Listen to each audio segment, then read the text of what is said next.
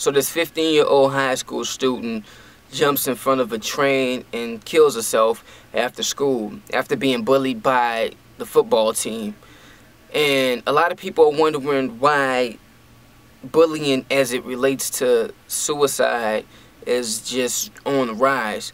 And I believe that one is social media. Bullying has always been here, but it was a time where you could be bullied at school and then go home and it was all over. You know, but now with the social media, you're bullied at school, you're bullied on the way home, you're bullied at home, you're bullied on the way to school, you're bullied at school, and it's a cycle.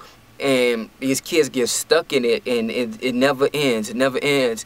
And that's why I think parents have to step in and not allow their child to have a Facebook or whatever if they're being bullied on this social media. They don't need to be on there because that's just too much. Nobody is going to be able, I don't think anybody is going to be able to put up with 24/7 constant bullying. At that age, being a teenager, I don't think anybody can deal with that. That's something that I wouldn't want to have to deal with. Another problem I feel is that being openly gay is becoming more accepted over the world and more popular. You're seeing it more and more.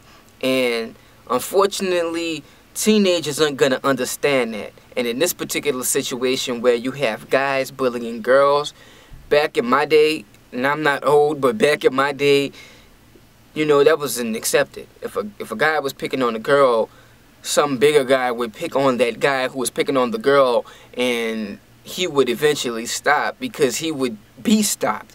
And it wouldn't be accepted for a guy to be bullying a girl because that's what girls want, the attention from boys. Girls want to be liked by the boys and all this stuff. So if the boys are the ones poking fun at them, then the likelihood of them being okay with themselves are really low. Off the topic of bullying, like the Amanda Todd situation where you have all of these people on the internet talking about how, hey, my friend committed suicide, they didn't get the coverage and all this stuff, and they're mad at the Amanda Todd situation because there's all these people committing suicide over the world, and that one's got more media coverage and more traction than the others.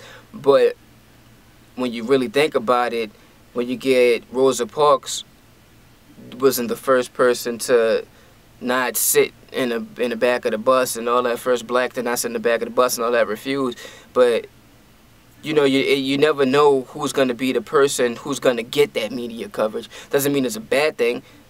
And, you know, it's an opportunity to raise awareness and to do things positively to stop the situation so that the next person don't commit suicide. And rest in peace to all the suicide victims, because they are victims. So for everybody who bash suicide victims as if they're just weak for quitting on life because it gets better, which I agree that life does get better no matter what you're going through, you got to realize that those people aren't capable most of the time of really making rational decisions, which is why they decide to do that.